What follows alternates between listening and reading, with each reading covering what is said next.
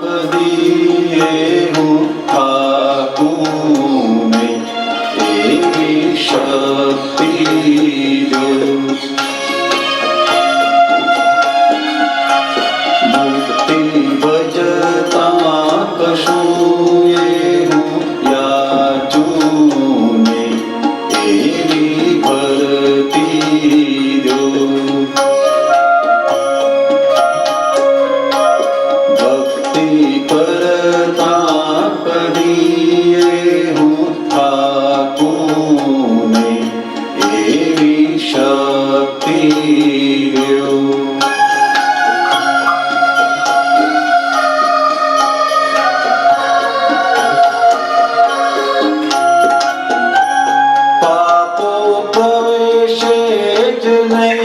બુદ્ધિ મન દ્વારથી એવી મજબૂતી દ્યો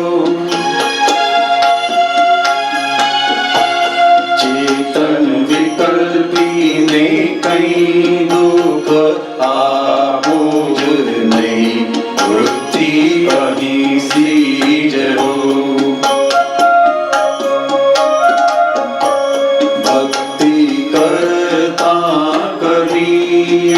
હું થાકું નહીં, એવી શક્તિ દો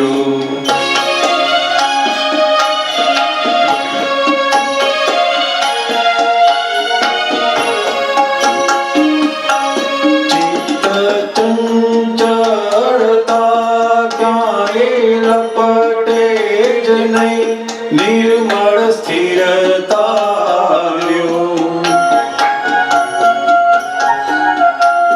અંતર શાંતિ વધે, હર પળ ક્ષણ ઉદ્ધોધે, એવું આધ્યાત્મ હો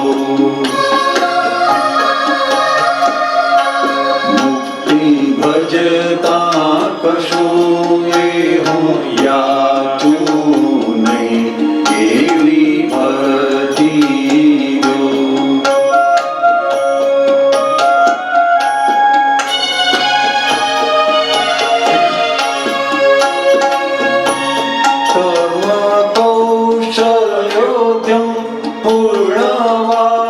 પૂર્ણવાત્સલ્યમય યોગે સહયોગ દ્યો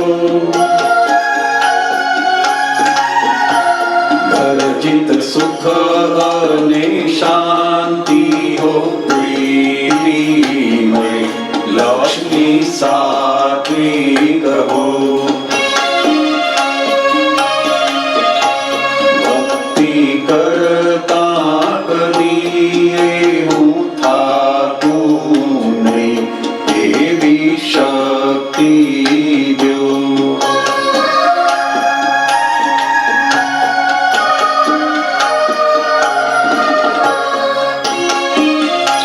મિત્રો સંબંધીઓ સાથે હો નિરપેક્ષ ભાવ, સૌહિત સૌભાગ્ય દો માફી માંગવી પડે એવું બોલું જ નહીં, પ્રેમળ વાણી વહો મુક્તિ ભજતા કશું એ હું યાચું નહીં, એવી ભરતી જો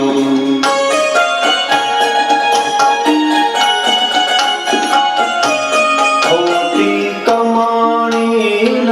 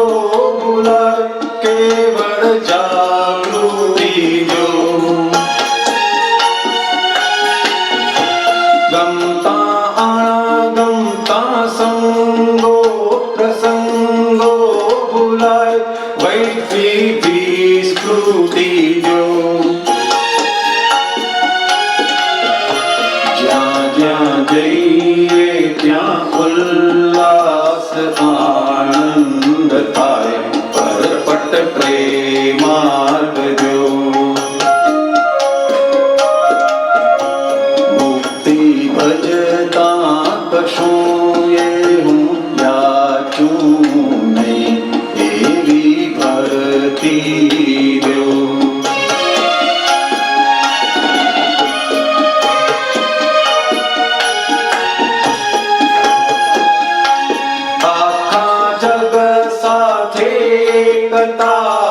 સાધી શકાય એવી પ્રકૃતિ દો ચારે ગતિઓના આત્માને ધારી શકો ઘડીએ શીતળતા હો ભક્તિ કરતા કદીએ હું થાકું નહીં એવી શક્તિ દો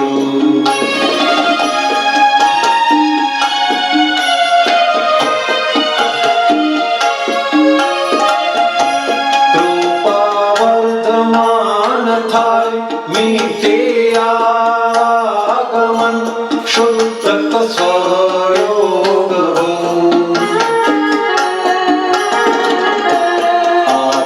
સદગુણ ખીલે ને સમર્પણ થાય નિર્વેદ ઓમકાર હો ભક્તિ કરતા કદીએ હું થાકું નહીં એવી શક્તિ જો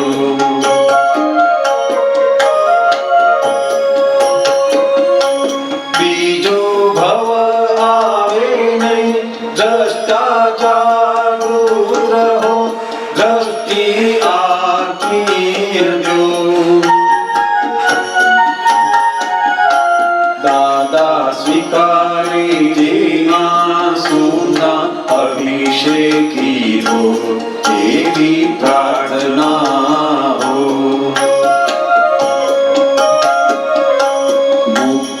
ભજતા કશું એ હું યાચું નહીં એવી ભરતી દો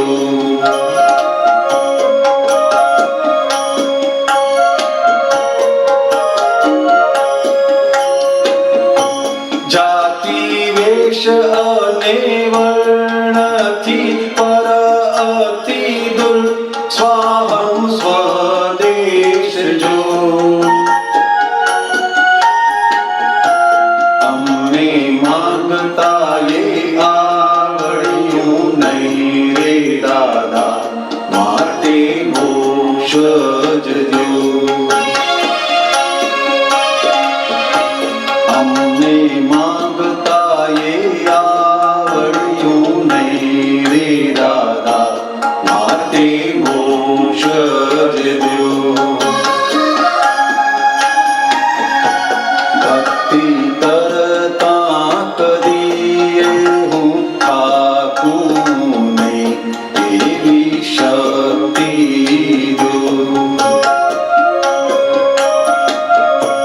મુક્તિ ભજતા કશું એ હું યાચું નહીં એવી ભરતી દો વૃત્તિ અહીં સીજ હો એવું આધ્યાત્મ હો લક્ષ્મી સાત્વિક હો પ્રેમલ વાણી વહો નિશ્ચય સમકીત હો પરપટ પ્રેમાર્ક દો હરિયે શીતળતા હો નિર્ભેદ ઓમકાર હો એવી પ્રાર્થના હો દાદા મોક્ષ જ દ્યો દાદા મોક્ષ જ દ્યો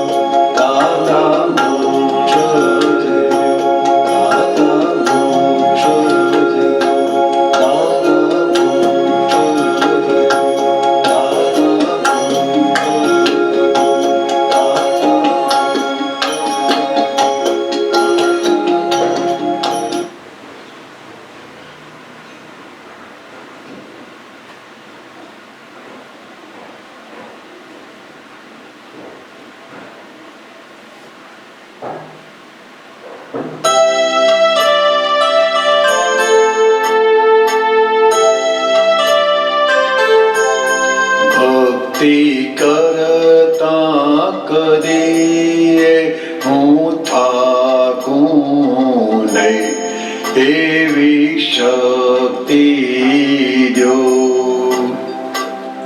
મહાત્માઓ, આ પદમાં 4 નવી કડી છે જે મેં કોઈ દિવસ ગાઈ નથી, એટલે ફરીથી ગાઉં છું. જેની જ્યાં છે બિલીફ તેને તોડું નહીં, પાડું નહીં અંતરાય.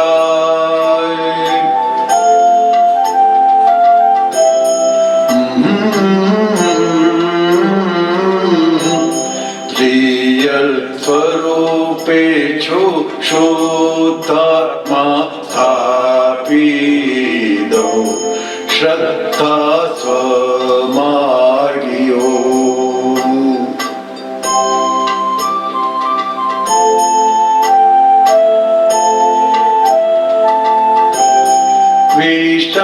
વિષંભાવોથી ભારેલું કારક લશ્કર કર્મજ વંશાવળી.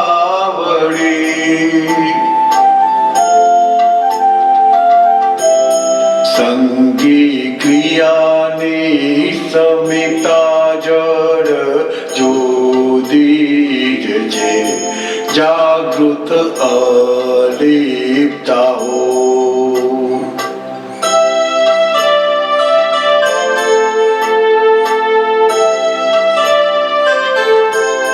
છુપા દ્વેષ જ ઘૂંટાય છે ભૂલથી ભીતર, બુદ્ધિ સમ્યગ દ્યો. બાકી ફૈલ જ મહા ઉપકારી છે, દ્રષ્ટિ નિર્દોષ હો.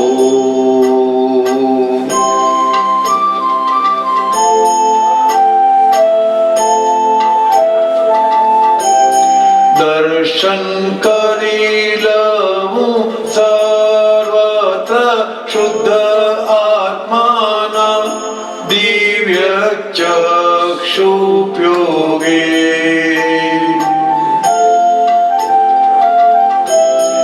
અફર સિદ્ધાંત ત્રય કાળે કાયમી ઉર્ધ્વક સુખદય સુખ જ લહો.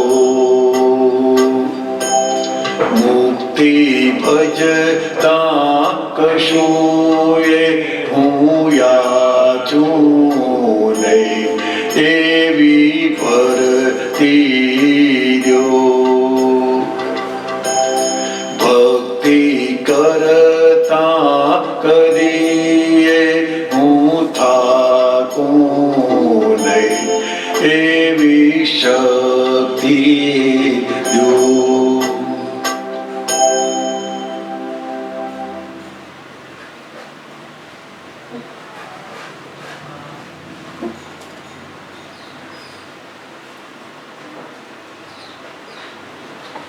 જય સચ્ચિદાનંદ, જય સચ્ચિદાનંદ.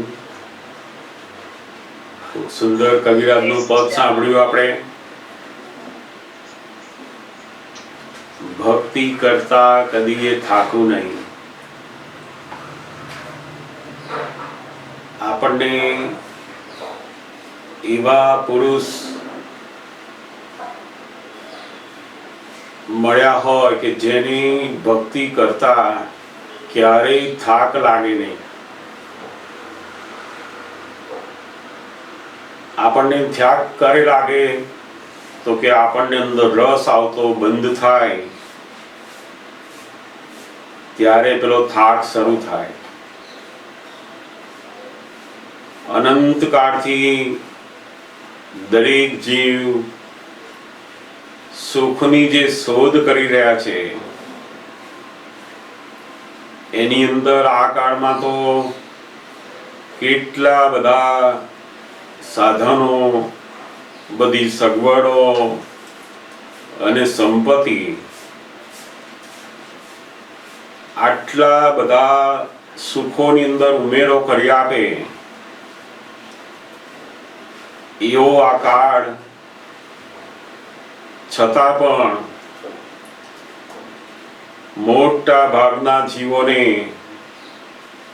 અંદર સહેજે પણ કળ પડે નહીં, અંદર બિલકુલ અંતર શાંતિ થાય નહીં. એટલે જ એને તો કળિયુગ કહ્યો છે ને. અને આ કાળને સૌથી મોટો ભક્તિ યુગનો કાળ કહેવામાં આવે છે. કારણ કે આ કાળના જીવોની તપશ્ચર્યા કરવાની, જ્ઞાન કરવાની જે બધી શક્તિઓ જોઈએ એ શરીરની શક્તિઓ પણ નથી, મનની શક્તિઓ પણ નથી અને વાણીની શક્તિઓ પણ નથી. એટલે આ કાળની અંદર આ મન વચન કાયા એવા છે કે જે જ્ઞાન યોગમાં, કર્મ યોગમાં બિલકુલ કામ લાગતા નથી. આપણને કોઈ કહે કે આટલી સાધના કરી લાવો, પરાઠીવારીના આટલા મંત્ર બોલો, આ કરો, તો આપણે તરત કંટાળો શરૂ થાય કે આ તો ના થાય આપણાથી. ફલાણું મોડે કરી લાવો, આટલા જ્ઞાન વાક્યો મોડે કરો, આમ કરો. કે આ કાળમાં બહુ જ ઓછા લોકો કરી શકે. એટલે આ કાળમાં સૌથી વધારે ધર્મની અંદર એ ભક્તિનું મહાત્મ વધારે જોવા મળે છે. અને તે પણ જુદી જુદી માન્યતાઓને આધારે પોતે પોતાના ધર્મનું, પોતાના ભગવાનનું આરાધન કરી રહ્યા હોય છે. જેની જેવી માન્યતા ભગવાન વિશેનું, જેની જેવી સમજણ, જ્ઞાન, એ પ્રમાણેની ભક્તિ ઉત્પન્ન થાય છે. મોટા ભાગે ભગવાનને યાદ ત્યારે જ કરીએ છીએ આપણે કે જ્યારે આપણને કોઈ દુઃખ આવે છે. દુઃખ વગર તો કોઈ કોઈને યાદ કરે એવું નથી. આમ તો એમાંય ભગવાનને તો બિલકુલ યાદ કરે નહીં. એટલે ઘણા લોકો કહે છે ને મંદિરમાં જઈને કે હે કૃષ્ણ ભગવાન, તમે નરસિંહ મહેતાના કેટલા બધા કામ કર્યા, દ્રૌપદીના ચીરહરણ થયા એ પૂરી આપ્યા, તો હે ભગવાન મારું ફોનનું બેલેન્સ તો ભરી આપ થોડું. કે છે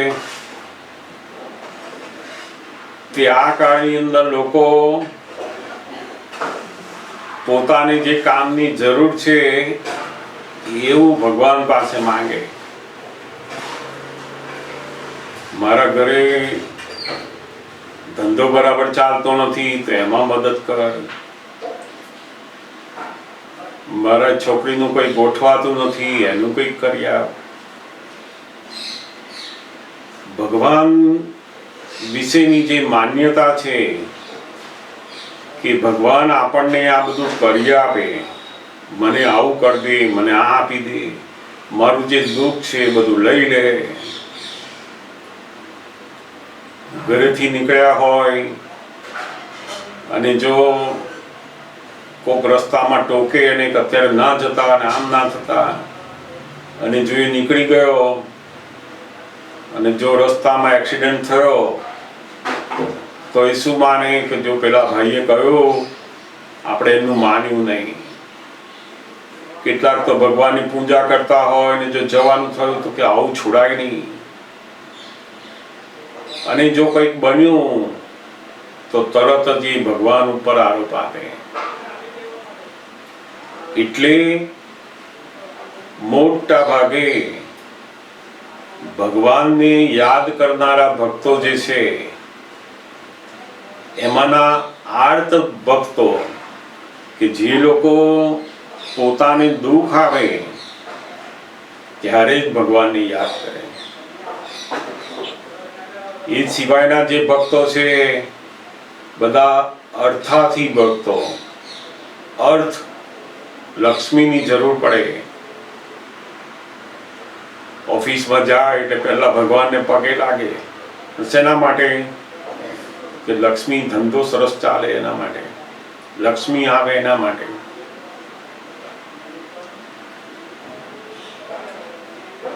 એથી આગળના જે ભક્તો છે જિજ્ઞાસુ ભક્તો. એ ભક્તોને ભગવાન વિશે કંઈક જાણવું છે. અને છેલ્લામાં છેલ્લા જે ભક્તો છે એ જ્ઞાની ભક્તો. જ્ઞાની એ ઉત્તમમાં ઉત્તમ ભક્ત છે. પછી એટલે આપણે દરેક જણા ભક્તિ કરીએ છીએ ખરા આ કાળમાં, પણ કેવી ભક્તિ છે? તો કે આપણે જે ભગવાનને, જે ગુરુને, જે ધર્મની અંદર આપણી જે સમજ છે એ કેવી છે? તો ભગવાનને કર્તા તરીકે સમજીએ છીએ. ભગવાન બધું કરી આપે, મારા દુઃખો દૂર કરી આપે, આમ ચમત્કાર કરે, આમ કરે. બસ જેમ છોકરાઓ કેવું પરીક્ષા આવે એટલે કે હવે મંદિરે જઈને દર્શન કરીને પરીક્ષા આપવા જાઓ. જોબનો ઇન્ટરવ્યુ છે, ભગવાનને નમસ્કાર કરીને જાઓ. બાળપણથી જ આપણને ભગવાન વિશેની જે માન્યતા અંદર બેસાડી છે એ કેવી છે? તો કે આપણા બધા સંસારના દુઃખો ઓછા કરવા માટે આપણે ભગવાનને ભજીએ છીએ.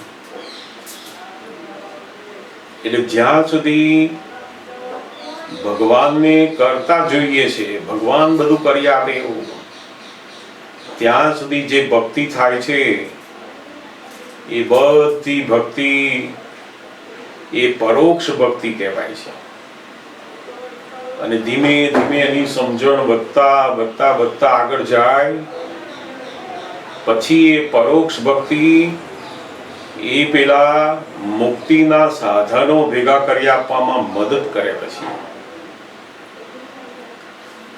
અને કેટલા જન્મો આવી ભક્તિ કરતા કરતા કરતા કરતા જાવે પછી એવું પુણ્ય ભેગું થાય ત્યારે એને કોક જ્ઞાની પુરુષનો યોગ થાય છે.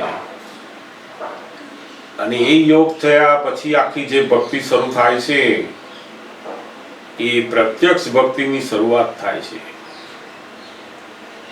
અત્યાર સુધી એને જે ભક્તિ કરી એ પરોક્ષ ભક્તિ એ બધા સંસારના સુખો વૈભવ બધું મળી આપે તમને, પરંતુ મુક્તિ ના મળે એનાથી. જ્યારે પ્રત્યક્ષ ભક્તિ જ્યારે ઉત્પન્ન થાય છે પછી એ મુક્તિનું કારણ બને છે. એટલે કવિરાજે બહુ સુંદર આ પદની અંદર આપણને સમજાવ્યું છે કે અમે પણ જ્ઞાની પુરુષ મળ્યા પછી પણ અમે ભક્તિ માંગીએ છીએ. જેની ભક્તિ? તો કે પોતાની અંદર જ જે શુદ્ધાત્મા સ્વરૂપ પ્રગટ થયું એ સ્વરૂપને વધારે પ્રગટ કરવા માટે, સંપૂર્ણ પ્રગટ કરવા માટે એમની આજ્ઞાની ભક્તિ માંગીએ છીએ. જેટલી જેટલી એમની આજ્ઞાની ભક્તિ થતી જશે એટલી જ્ઞાન પૂરેપૂરું આપણને પ્રગટ સ્વરૂપ થતું જશે. આપણને જે દ્રષ્ટિ મળી છે એ દ્રષ્ટિમાંથી આપણે સીધા જ્ઞાન બાજુ આવી શકીશું. તો કે એના માટે 5 આજ્ઞાની ભક્તિ. એમણે બહુ જ સુંદર કહ્યું કે ભક્તિ એટલે આચરણ. આપણે જે જ્ઞાન સમજ્યા છે એ જ્ઞાનનો ઉપયોગ કરવો પછી એને જ ભક્તિ કહેવાય છે. વ્યવહારની અંદર જે ભક્તિ સમજાય છે એ કેવી છે? તો કે કોઈ ભજન કરવું, ભગવાનનું નામ લેવું, ધૂન કરવી, આ બધાને ભક્તિ કહેવામાં આવે છે. વાસ્તવમાં જે ભક્તિ છે એ જે જ્ઞાન મળ્યું એ જ્ઞાન પ્રમાણે આપણે ચાલીએ એને જ્ઞાની પુરુષો ભક્તિ કહે છે. એટલે આપણે પણ હવે જે 5 આજ્ઞા આપણને પ્રાપ્ત થઈ છે એ 5 આજ્ઞાની રોજ આપણા જીવનના પ્રસંગો દરમિયાન આપણે એનો ઉપયોગ કરતા જઈએ. એ શું છે? તો કે આ જ્ઞાનની ભક્તિ થઈ. અને જ્ઞાનની ભક્તિ કરતા કરતા કરતા કરતા આપણે પોતે સંપૂર્ણ આત્મ સ્વરૂપ થઈ જઈશું. આ છેલ્લામાં છેલ્લી ભક્તિ મળી કહેવાય છે. બહુ જ સુંદર કવિરાજનું પદ સાંભળ્યું. તમારામાંથી કોઈને પ્રશ્ન હોય તો જરૂરથી પૂછી શકાય. જો તમારામાંથી કોઈનો પ્રશ્ન ના હોય તો મને જે 2 પ્રશ્નો છે એ લઈશું આપણે, પરંતુ તમારો પ્રશ્ન હોય એ પહેલા આપણે લઈએ. જરૂર પૂછો. હમણાં આપણે કહ્યું કે પ્રાર્થના કરીને નીકળવાનું કહેવામાં આવે છે. હા, તો આપણે પ્રાર્થના કરીને નીકળીમાં દાખલા તરીકે બહાર નીકળે દાદા ભગવાનના આશ્રમ જઈ જઈ બોલી નીકળી છે કે કઈ અમારા કર્મ સાથે સાથે રાખજો. તો એમાં જે નોર્મલ લોકો પ્રાર્થના કરીને નીકળે એમાં શું કે? એટલે ઘણીવાર અંદર આપણી જે આદત છે પેલી કે પહેલા આપણે જે ભગવાનોની પ્રાર્થના ને બધું જે વિધિઓ અને માતાજીનું નામ તે બધું કરતા હતા, એવું ઘણીવાર આપણને એવી એક ટેવ પડી જાય છે કે એવી પ્રાર્થના કરીશું તો આપણે કોઈ વિઘ્ન આવશે નહીં. અંદર એક જાતનો ભય ઊભો થાય અને એ ભય દૂર કરવા માટે આપણે પ્રાર્થનાનો સહારો લેતા હોઈએ છીએ. વાસ્તવમાં આપણી જે પ્રાર્થના છે એ કેવી હોવી જોઈએ? તો કે મને દરેક સંજોગોમાં જ્ઞાની પુરુષે જે દ્રષ્ટિ આપી છે એને હું ક્યારેય ચૂકું નહીં. મારી કોઈ પણ પરિસ્થિતિ આવે ત્યારે હું જ્ઞાની પુરુષની જે આજ્ઞા છે એ દ્રષ્ટિ મુજબ જ હું જોઉં આ દુનિયાને, સંજોગોને, અને એનાથી હું જીવું. એવી હે દાદા ભગવાન મને શક્તિ આપો. જે આજ્ઞાના ઉપયોગ માટેની પ્રાર્થના હોય તો બહુ જ સુંદર છે. આપણે અહીંયાથી ઘરેથી બહાર નીકળ્યા, ગાડીમાં જતા હોઈએ કોઈ જગ્યાએ, આપણે અસીમ જય જયકાર બોલ્યા, દાદા ભગવાનની પ્રાર્થના બોલ્યા. મોટા ભાગે આપણું મન શું કરે છે? તો કે હંમેશા દરેક વસ્તુને ક્રિયા બનાવી દે છે.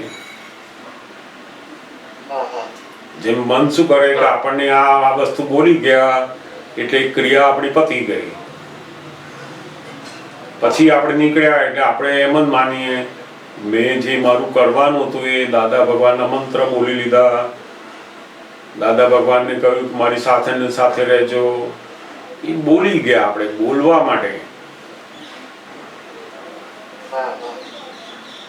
એ બોલે છે એ સારું છે, એ ખરાબ વસ્તુ નથી, પરંતુ એની પાછળનું જે રહસ્ય છે આ એક ક્રિયા નથી એવી કરવા માટેની. હે દાદા ભગવાન તમે મારી સાથે ને સાથે જ રહેજો. એ શું છે? તો કે જ્ઞાની પુરુષની આજ્ઞા આપણે દરેક સંજોગોમાં સાથે લઈને ચાલીશું તો એ આપણી સાથે ને સાથે જ છે. પછી આગળ ગયા અને આપણી ગાડીને પંક્ચર પડ્યું ત્યારે અંદર શંકા પડે કે સાલું આપણે પ્રાર્થના તો કરી હતી તોય કેમ આવું થયું. આપણે તો 5 વાર મંત્ર બોલીને નીકળ્યા, દાદા ભગવાનની પ્રાર્થના કરી, ને આવા સંજોગો કેમ આયા આપણે?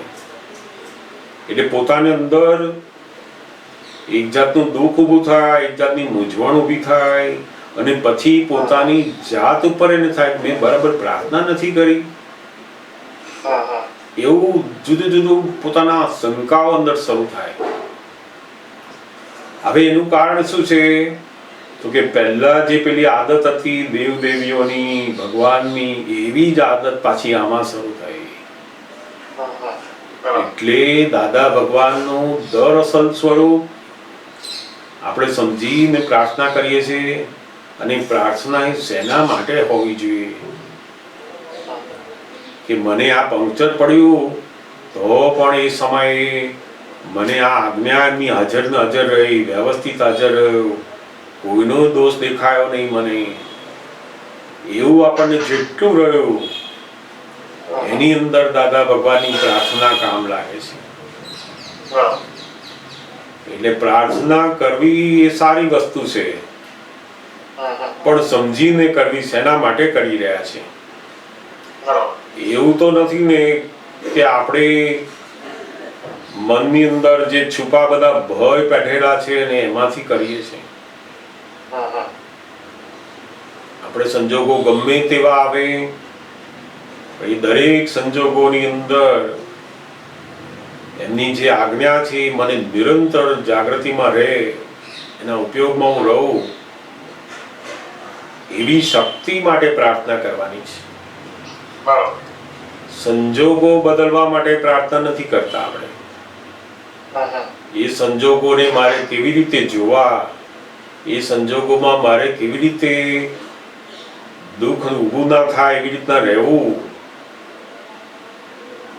એના માટે આપણે પ્રાર્થના કરી રહ્યા છીએ. એ પ્રાર્થના બહુ સાચી પ્રાર્થના છે.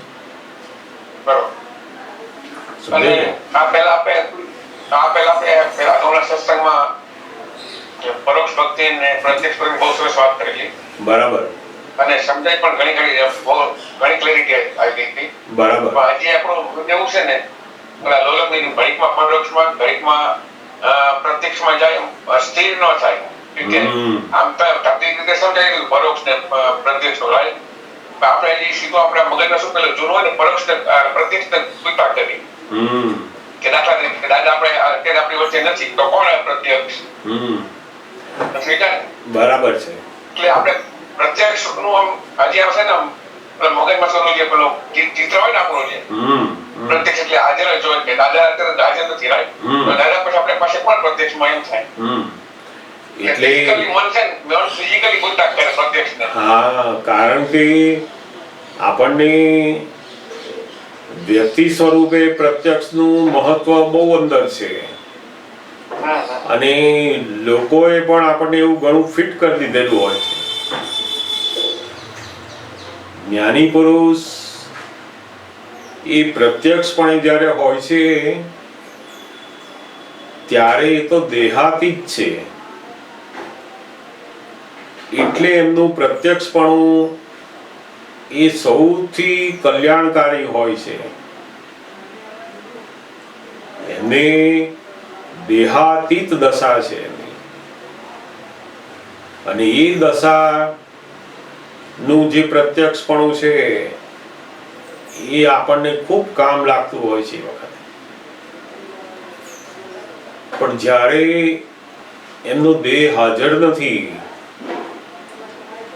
ત્યારે આપણને આપણા કરતા વધારે જાગૃતિ વાળા, આપણા કરતા વધારે સમજણ વાળા જે છે એ આપણા માટે પ્રત્યક્ષ જ છે. આમાં શું થાય પણ અહીંયા આપણું ચિત્ત લાગતું નથી અને પરોક્ષમાં જવાતું નથી એવું થાય છે. ના, એટલે અહીંયા તમને થોડું દેખાવાનું જ છે. એટલે જ્યાં સુધી આપણું ચિત્ત જો લાગે નહીં તો એ પ્રત્યક્ષ આપણા માટે છે જ નહીં. પ્રત્યક્ષનો પ્રત્યક્ષમાં આપણે ફોલ્ટ દેખાશે, કંઈક ને ફોલ્ટ દેખાશે. પ્રત્યક્ષમાં ફોલ્ટ દેખાવાના જ છે. એ તો વાત સાચી છે. પ્રત્યક્ષની વગર તો આપણી ભૂલ કોઈ બતાવશે નહીં.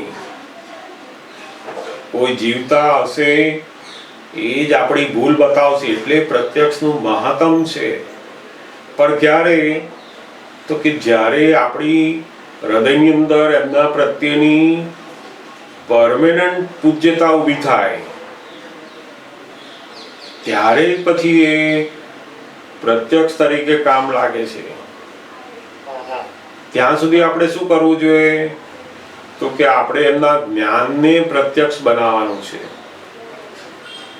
દાદા ભગવાન નું છેલ્લામાં છેલ્લું શું છે? તો કે મારી 5 આજ્ઞાને તમારે હવે પ્રત્યક્ષ બનાવવાની છે. કારણ કે એની અંદર તમારું હૃદય ત્યાં આગળ બિલકુલ શંકા ઊભી નહીં કરે. 5 આજ્ઞાની અંદર તમને ક્યારેય કોઈની શંકા આવતી નથી. કારણ કે જ્ઞાન છે અને જ્ઞાન એ તમારું જ સ્વરૂપ છે. એટલે આપણે જ્યાં સુધી કોઈ બાહ્ય એવા વ્યક્તિની અંદર આપણી શ્રદ્ધા બેસે નહીં, આપણી પૂજ્યતા કાયમ માટેની ના રહેતી હોય તો કઈ વાંધો નહીં. આપણે અત્યારે 5 આજ્ઞાની એમના બધા જ્ઞાનના જે વાક્યો છે, એમની જ્ઞાનની ચાવીઓ છે, એને આપણે પ્રત્યક્ષ બનાવવાની છે. અને એમ કરતા કરતા કરતા કરતા આપણે આગળ જઈશું એટલે એની મેળે પેલું સ્થાન પણ આવશે કે ફરી પાછો આપણને કોઈ પ્રત્યક્ષ એની મેળે જ યોગ થશે. આપણે દ્વિધામાં રહેવાની જરૂર નથી. બહુ સરસ સમજણ આપી હતી. આ પહેલાના સત્સંગમાં બહુ ઘણી ડીપલી ગયા હતા. એ સત્સંગમાં તમે ઘણી વાતો કરી છે મારી પાસે. બરાબર. એટલે એમાં કોઈ ડાઉટ જ નથી. આ તો થોડો પ્રશ્ન ઉભો થતો એટલે તો લાવું છું. જરૂર પૂછવાની. એટલે આપણે દ્વિધામાં રહેવાનું નહીં કે મને શું કરવું. આપણું હૃદય જ્યાં કબૂલ કરે ત્યાં આપણે પ્રત્યક્ષપણાનો લાભ લેવો. કોઈ શું કહે છે, કોઈ શું નથી કહેતું, આ શું સાચું શું ખોટું શું, એ બધી દ્વંદ્વમાં પડવું નહીં આપણે. અને મોટા લગભગ પ્રત્યક્ષમાં ઓછો કેમ કે ક્યાંક ના ક્યાંક એને દોષ દેખાવાના જ કે પ્રત્યક્ષમાં જ્યારે દેશન જાય માણસ દોષ દેખાય દુનિયા દોષ દેખાડે. હા, કારણ કે આપણું એટલું બધું ડેવલપમેન્ટ એવું નથી હોતું અને સામે એવું પાત્ર પણ નથી હોતું, એવા પુરુષ પણ નથી હોતા કે જેને જોઈને બધાનું હૃદય કબૂલ કરે એવું પાત્ર સામે નથી હોતું. અને ઘણી વાર જિંદગીના આપણા ઘણા વર્ષો 10 વર્ષ એક કાઢ્યા હોય એના પાછો કંઈક જો બોલ પાડી લે અથવા કંઈક કેવું નીકળે એટલે વળી પાછી આપણા 10 વર્ષ નકામા ગયા. વળી પાછો એટલે દાદા ભગવાન કહે છે કે તમે અમારા જ્ઞાનને પ્રત્યક્ષ બનાવો. હમણાં અમારી આજ્ઞા છે, અમારી બધી જ્ઞાનની વાતો છે, એને તમે હવે પ્રત્યક્ષ બનાવો. અને તમે દાદા ભગવાનનું જે સ્વરૂપ છે એ જ્ઞાન સ્વરૂપને હવે પકડવાની વધારે મહેનત કરો, એ બાજુ જાઓ. જ્યાં સુધી તમે એમના જ્ઞાન સ્વરૂપને સમજવા માટે નહીં ઊંડા ઉતરો અને જો કોઈ વ્યક્તિને પકડવા ગયા તો 2 વર્ષ 5 વર્ષ 10 વર્ષ 15 વર્ષ પછી આની આ સ્થિતિ આવશે પાછી.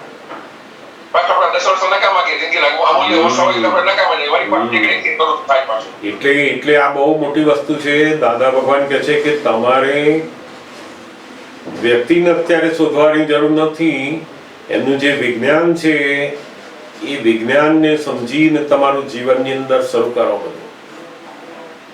અને જેના દ્વારા એમની આપતાવાણી દ્વારા આપણને સમજાય તો સરસ, કોઈ મહાત્મા માટેથી સમજાય તો સરસ. દરેક પાસેની જે સારી સમજણ હોય, જે તમને કામ લાગે છે એ લેતું જવાનું છે. આપણે ઘણી વખત વ્યક્તિને સિદ્ધાંતને છૂટા પાડી દેશે, તદ્દન છૂટા ન પાડી શકાય. ઘણી વાર દાખલા કે તમે નીકળો તમે કીધું કે આવે તે ભક્તિની વાત કરો તો નરસિંહ મહેતા મીરા નામ તમારે આવવાના જ. બરાબર છે. કે બાલસાહેબની વાત કરો તો અહિંસાની વાત આવવાની જ છે. એટલે ઘણી વસ્તુ તો વ્યક્તિને અને તત્વને જુદા ન પાડી શકો. ઘણી વાર એવું થાય. હા, એટલે જુદા ના પાડી શકો. આક્રમની વાતો કરશું તો દાદા તો આવવાના જ છે. બરાબર છે. એટલે ઘણી વાર બહુ તકલીફ પડે. બીજાને છૂટા પડવા ને ઘણી વાર એકલા તત્વને ઉપાડી શકી નહીં અને વ્યક્તિને પકડી શકી નહીં. એવું થાય. ના, એટલે દાદા ભગવાન એ વ્યક્તિ સ્વરૂપે છે જ નહીં પછી ત્યાં. દાદા ભગવાન જે છે વાસ્તવિકતામાં એવું થાય પાછું. વાસ્તવિકતામાં એવું થાય. એટલે આમાં કેવું છે કે દાદા ભગવાન એ કોઈ વ્યક્તિ સ્વરૂપે છે જ નહીં. એ તો એ આ જે જ્ઞાન છે એમનું એ જ દાદા ભગવાનનું સ્વરૂપ છે. એટલે આપણે જેટલું એમનું જ્ઞાનને સમજતા જઈશું એ આપણે દાદા ભગવાનના સ્વરૂપ બાજુ જ જઈ રહ્યા છીએ.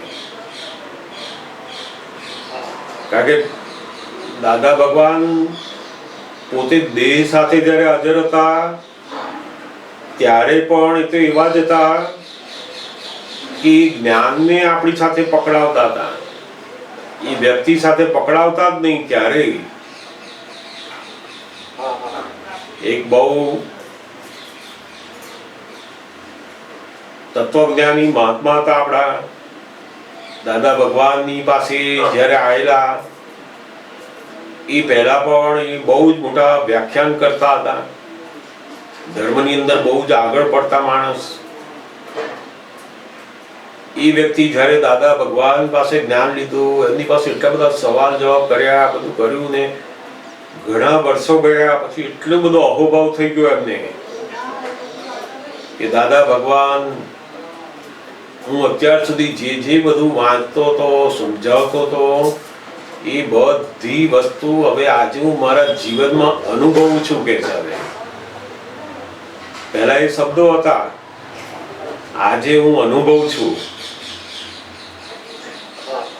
પણ એમણે દાદા ભગવાને કહ્યું કે હજુ પણ મારું જે પહેલાનું જે બધું વાંચવાનું છે, મારા પુસ્તક ઉપર મને જે મારા ગુરુ પ્રત્યે, મારા પુસ્તક પ્રત્યે મને જે હજુ રાગ છે એ જતો નથી કે છે.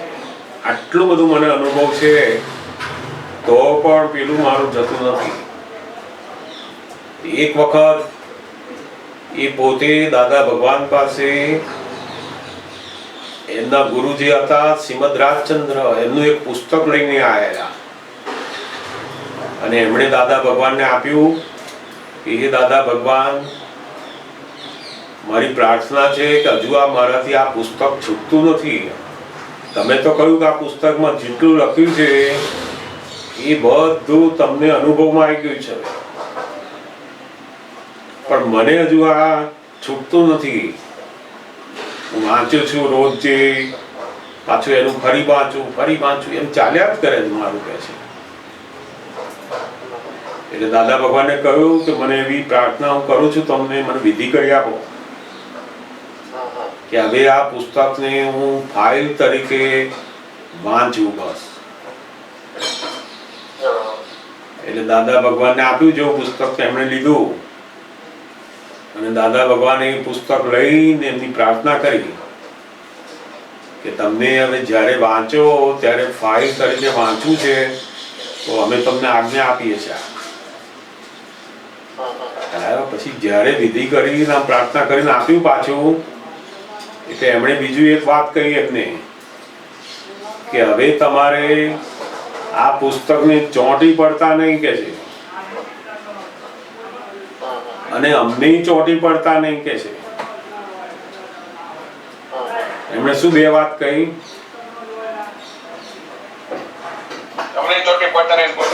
હા, આ પુસ્તકને ચોંટી પડતા નહીં અને અમને ચોંટી પડતા નહીં કે છે. નહીં તો પાછી આની આ દશા થશે.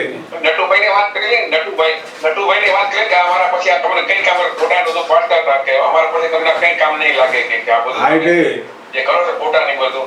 હા, પણ એ બધું કેવું છે તો કે એ એમના અપેક્ષાએ બધી વાતો કરેલી છે. કઈ કામ નહીં લાગે એનો અર્થ એવો નથી કે કશું કામમાં જ ના લાગે એવું. ખ્યાલ આવે છે? દાદા ભગવાનની જે બધી વાતો છે એ દરેક અપેક્ષાએ છે. અમુક રીતે કામ લાગે અને અમુક રીતે કામ ના લાગે. જેમ જેમ તમારું ડેવલપમેન્ટ વધતા વધતા વધતા વધતા આવશે એટલે તમને જે નહીં ગમે એ વસ્તુ પછી. પણ એવું ના કહેવાય કે આ ના કામની છે, બિલકુલ જ કોઈને કામ નહીં લાગે, એવું નથી કહેવા માંગતા. એ એમની હાજરીની જે કિંમત છે એ બતાવવા માટે પેલા ફોટાનું ના પાડે છે.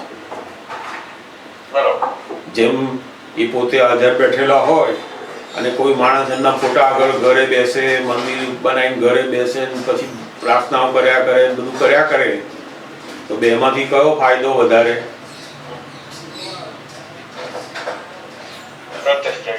પેલા જીવતા બેઠેલા હોય એટલે સમજાવવા માટે એમણે કહેવું પડે કે અમારા ફોટા કામ નહીં લાગે, અમે જશે પછી નહીં કામ લાગે. એમને કહેવાનો જે એમનો આશય છે એ કયો છે તો કે આખું જગત મૂર્તિ અને ફોટાની પાછળ જ પડ્યું રહે છે. આપણી જે આદત છે ને, બધા જ જીવોની જે આદત છે, શું મંદિર બનાવો ફોટા મૂકો, મંદિર બનાવો ફોટા મૂકો, અને ફોટાની પાછળ પગે લાગ્યા જ કરે, લાગ્યા જ કરે. એટલે એ જે આદત છે, કેટલાય જન્મોથી મહાવીર ગયા, શ્રીમદ રાજચંદ્ર ગયા, બધા કેટલાય બધા જ્ઞાનીઓ ગયા પછીની જે આદતો છે ને, તો આની આ જ રેન્જ પાછી એ એમના પછી ના બને એટલા માટે આ બધું એમણે કરેલું છે. એટલે એમણે કહ્યું કે મારી પાછળ અમારા મહાત્માઓ છે, આપતપુત્રો છે, જે લોકો કંઈ પણ પામ્યા છે, એમની અનુભવવાણી, એમના જીવનના અનુભવો તમે જાણશો, સમજશો, તો એ સૌથી વધારે કામ લાગશે. કારણ કે ઘણા લોકો શું થાય કે ભાઈ આપણે દાદા ભગવાનનો ફોટો, મૂર્તિ મૂકો, આમનું મંદિર બનાવી દો, આ કરો ને એમાં ભજન કર્યા જ કરો પાછું. એ આદતમાંથી બહાર નીકળવા માટે એમણે વાતો મૂકી છે. પણ એનો અર્થ એવો નહીં કે બિલકુલ કામ જ ના લાગે. એમની કોઈ પણ વાત એકાંતિક સમજી જઈએ કે એમણે આવું જ કહ્યું છે, તો પાછું ભૂલ ભરેલું થઈ જાય. પાછું અપેક્ષાએ વાત કરે છે. જીવતાની જે કિંમત છે એ પેલા ફોટા કરતા વધારે છે. જેમ મહાવીર ભગવાન જીવતા હોય તો એની કિંમત વધારે, મહાવીર ભગવાન નથી તો એમના પછીના જે આચાર્ય હોય પણ જીવતા હોય તો એની કિંમત વધારે. કેમ તો કે મહાવીર જ્યારે હતા ત્યારે 100 રૂપિયાના છૂટા માંગીએ તો 100 રૂપિયા પૂરેપૂરા મળતા હતા. હવે મહાવીર ભગવાન નથી અને એના નીચેના બધા આચાર્યો આવતા જાય છે, તો કોઈક 100 ના આપણને 80 આપે તો 80 લેવા કે ના લેવા જોઈએ? લેવા જ જોઈએ. આપણને મહાવીર ભગવાનના વખતમાં 100 મળતા હતા, એ હવે નથી મળતા. તો શું મહાવીર ભગવાનનો ફોટો, મૂર્તિ મૂકીને બેસી રહેવું કે પેલા 80 મળે છે એ લેવા? એ વિતરાગોનો જે માર્ગ છે ને એ કેવો છે તો કે લાભાલાભ જુઓ, 20 બાકી રહ્યા આપણા, એ 20 આગળ પડતા આવશે, પછી 80 તો આયા.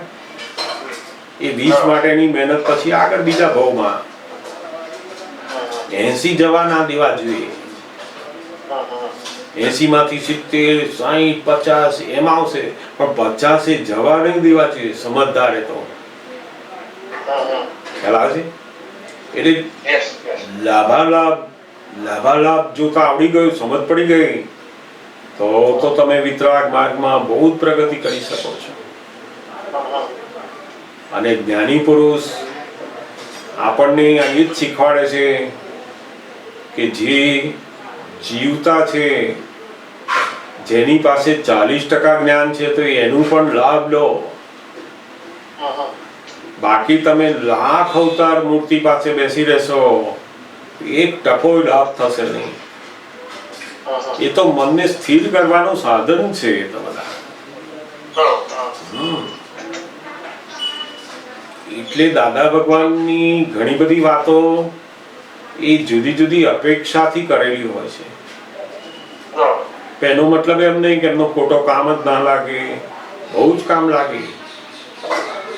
કેમ તો કે હમણાં જ થયેલા છે અને એમનું જે યશનામ કર્મ છે, એનું જે યોગ બળ છે જગત કલ્યાણનો, એ બહુ જ કામ કરી રહ્યું છે. જે લોકોએ દાદા ભગવાનને મળ્યા નથી છતાં પણ એ મળ્યા હોય એવો અનુભવ આજે પણ કરી શકે. એનું કારણ શું છે કે જ્ઞાની પુરુષનું યોગ બળ બહુ અદ્ભુત કામ કરતું હોય. હજુ એટલે આપણે કોઈ વ્યક્તિની દ્વિધામાં પડ્યા કરતા એના જ્ઞાન ઉપર વધારે જો આપણે ફોકસ કરીશું તો બહુ સુંદર પરિણામ આપણે પણ જોઈ શકીશું. જેમ એમણે પોતે કહ્યું ને કે મને પણ ચોંટી ના પડતા, અને દાદા ભગવાને આપતા પુત્રોને પણ એવું જ શીખવાડેલું. અમારા લોકોનું દાદા ભગવાનની હાજરીમાં બેસી રહેવું, એમની જોડે જોડે જ રહેવું, એવો બહુ જબરજસ્ત આગ્રહ હતો, બહુ જ રાગ હતો. એટલો બધો એમની હાજરી માટે, એમની જોડે રહેવા માટે ગમે તે કરવા તૈયાર અમે લોકો. ઘણા બધા વર્ષો એવા ગયા, પછી ધીમે ધીમે ધીમે સમજણ પડી